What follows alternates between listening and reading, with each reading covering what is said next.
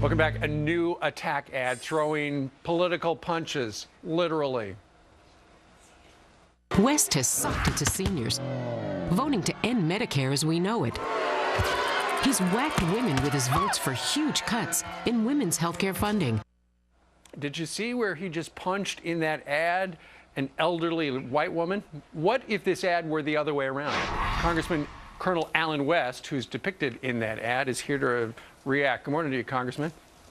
Good morning, Steve. How are you doing? Good. Can you imagine if a white politician were in a commercial punching a woman of color? There would be national outrage. Well, of course there will be national outrage, and that's part of the duplicitous hypocrisy that comes about with the liberal left. They believe that they can do anything, especially if you're a black conservative.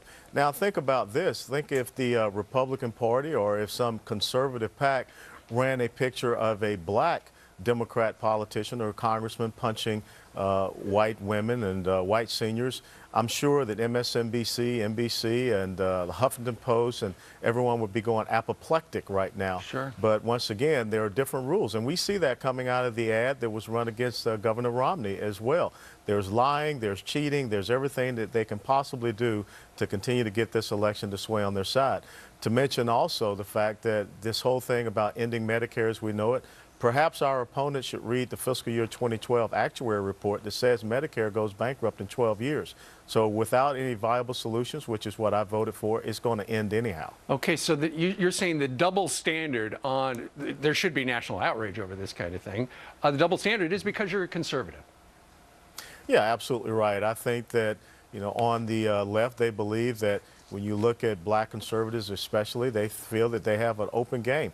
You know, where's the outrage from Jesse Jackson and Al Sharpton and the NAACP about this? They're not going to say anything because they're nothing but an effective wing of the Democrat Party whatsoever, and they have effectively kept them well placed so that they can continue to make sure that they have a black electorate voting bloc. Right. But that's okay. I think that the desperation shows through, and we've got the bad guys right where we want them. Well, this particular ad is being funded by a Super-PAC.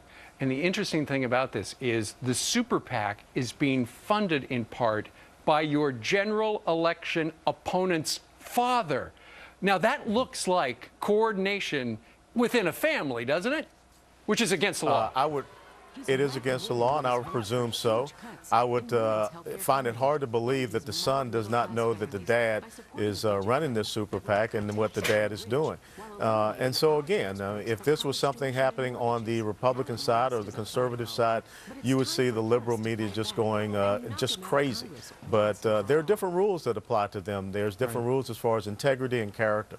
All right. Well, it's always a pleasure chatting with you, Congressman. We know you've got a primary election on Tuesday. Thank you very much for dropping in on this Friday. Pleasure. Thanks a lot, Steve. All right.